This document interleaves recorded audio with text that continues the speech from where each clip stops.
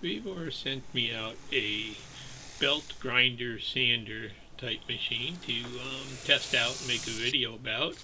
And after using it for a couple of days here, thought I'd give you an update and show you exactly what I think about it. And it did turn out being quite a nice machine. I've been using the old Harbor Freight one for years.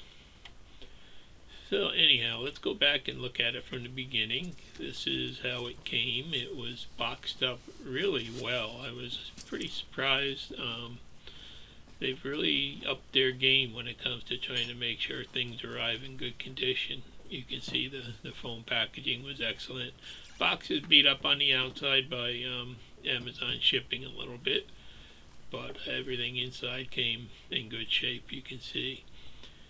And I'm pretty impressed with the quality of this unit too. You can see everything is properly plated, deburred, and really looks to be a quality part. They've got a crown on that wheel there. It came with a couple sanding belts. And the neat part about this, it comes with a VFD type speed control. And I think this does have feedback on it too, because it's a constant torque. And really, all the parts are really nice, and they're easy to mod if you want to make changes in the future, add fixtures and stuff like that. And a couple two little tables to work on, but like I said, you could always make, a lot larger ones. And this does go from horizontal to vertical. It's really pretty amazing, all the adjustments and capabilities it has. It's basically it's a good starter for if you're going to get into knife making, I think. But I'm going to be using it around my shop for a little bit of everything. So, and they came with a couple belts here. Now you want to make sure you put the arrow in the direction that the belt is turning. And let's just try to get that a little bit lined up for the first try. Brand new, really no assembly. That was it. Just a couple screws to tilt it and adjust the table there where the table can mount on. It comes with two tables. That's a horizontal table, and this is the table for the vertical position. And it's fully adjustable, and like I said, it's really nice steel. It's heavy. It's not little stamped tin. It's made so you can always modify it later. And motor VFD has to plug in there. It looks like it's probably a 3-phase motor with feedback on it, but I'm not sure about that.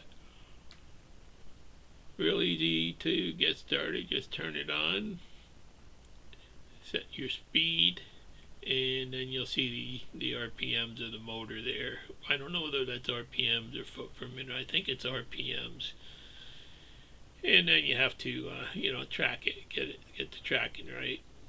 And I did notice on a new belt, when you increase the speed, the tracking does go off some. Once the belt runs for a while, it seems to be much easier to track. So, and there it is. It runs fairly smooth. Really a nice machine. I'm pretty impressed with this one. It's got like almost a 3/4 horsepower motor if you go by the watts, where my Harbor Freight was lucky to be a 1/4 horsepower.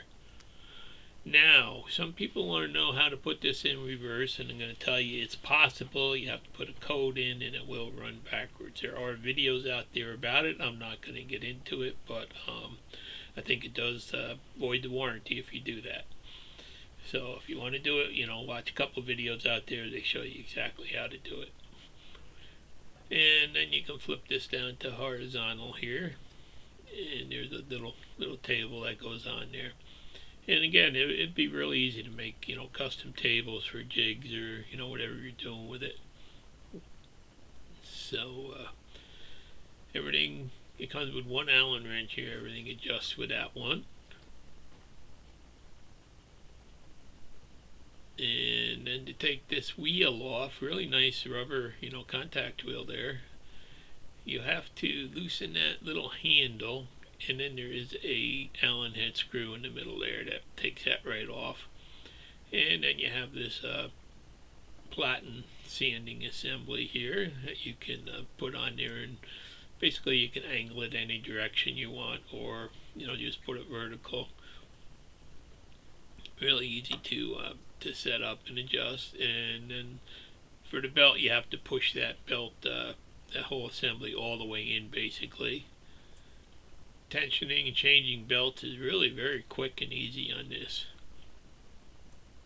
I'm used to that little Harbor Freight one I've been using for 10 years, and I tell you, this thing is like a world of difference. And let's get that kind of rough set on the tracking. Then I realized I ran it backwards and I flipped the belt and I forgot to flip it back around. So I, twisted that back around, and right here's how the table can go on here. And you can modify that. You can move it up, down, tilt it, stuff like that. And again, when you put a new belt on, you always have to kind of get the tracking. And one wheel is crowned, and it seems to do a good job once you run the belt for a little while.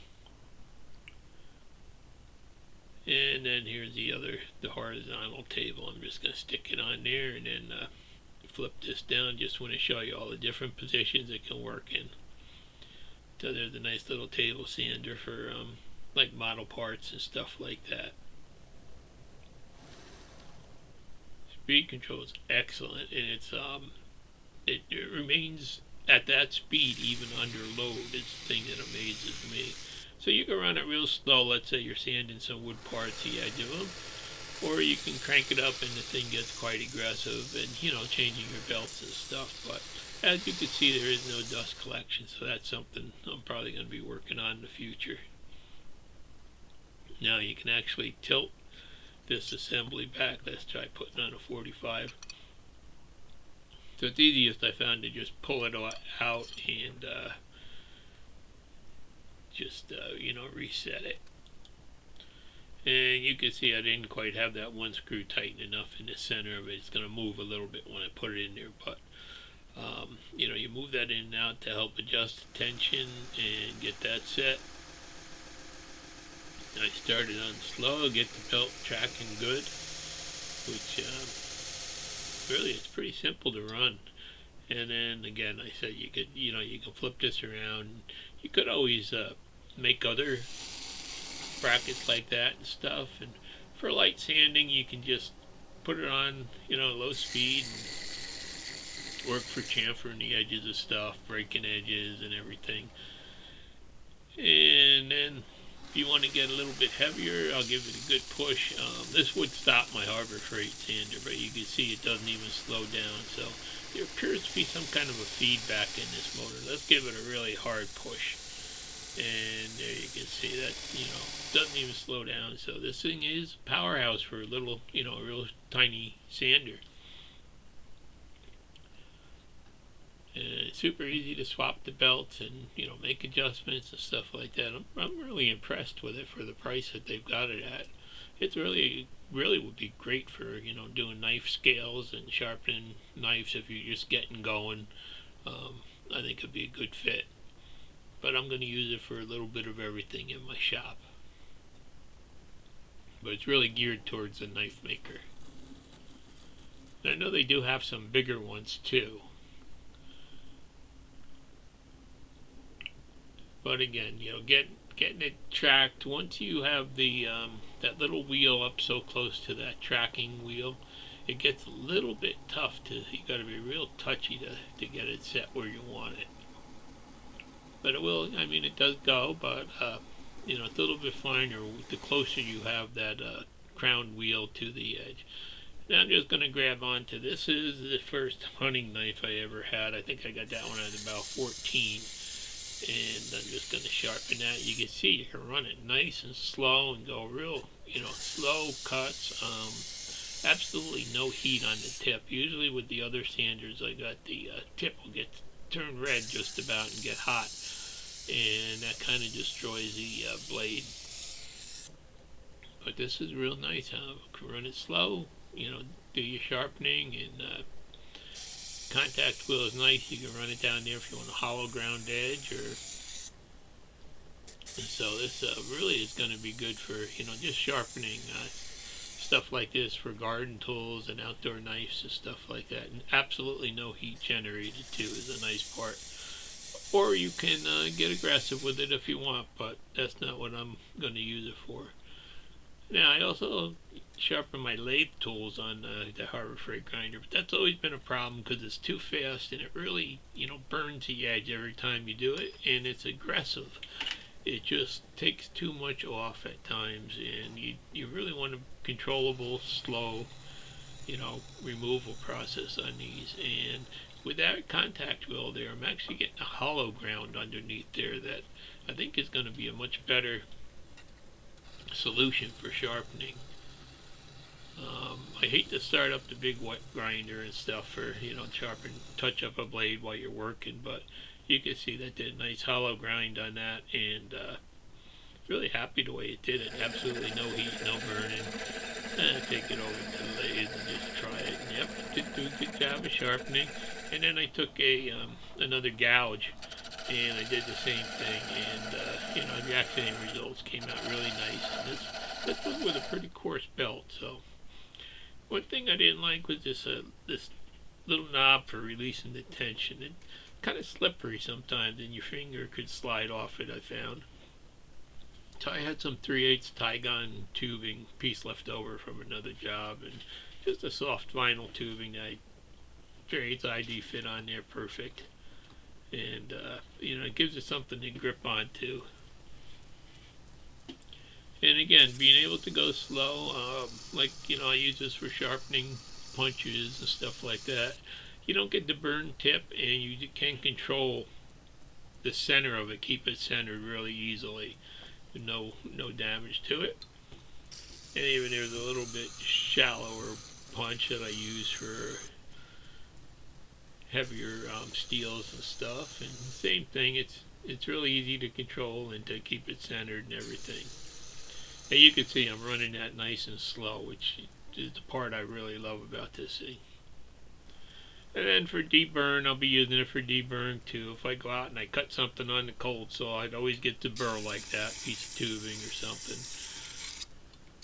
And this here, I guess any belt sander is good for that, but this one's just so nice and controllable, and you can take your time and not get the heat is what I really like. So, pretty much I'm just showing you some of the uses I'm going to be using it for, and exactly, how you can adjust it, change it, and, make it so it's comfortable to use, change the angles and everything else. And again, chisels, I sharpen them all the time too. And this machine just makes it nicer. There's no burning or anything on the tips, and a nice slow process, so you do get exactly what you want, because you don't want these things too sharp. Now I did buy a assortment of belts from Amazon that goes up to 1,000 grit to try for some more knife sharpening and stuff like that I think should really help me. I've got a whole series of grits here. And then I put that little wheel cover on. You can see that, and you can get the belt on with that in place. A little bit tougher, but that if a belt should snap, it keeps it from hitting you in the face. So it's a good thing to have in place. And it really allows you to, slip the belt up under it like that. And these belts, I guess, all these little belts, they take a while to run in, but once you get them running for a couple seconds, they do track nice and stay tracked. And like here's a outdoor hatchet. This is the kind of stuff I sharpen with this, and same thing, perfect results. No heat, nice slow ground, so I'm not taking too much off or destroying anything. I'm just touching it up, and actually it's the thing's pretty amazing. So I just wanted to show you my results and my thoughts about this and how it worked out for me. And it does not have dust collection on it, so I'm going to have to work on that a little bit. And I'm also going to be building a stand for it to hold this controller up on this side out of the way, and keep the wires away from the sanding belt and stuff like that. But that'll be in a future video. But after using this central machine one for about 10 years, what a difference. Unbelievable.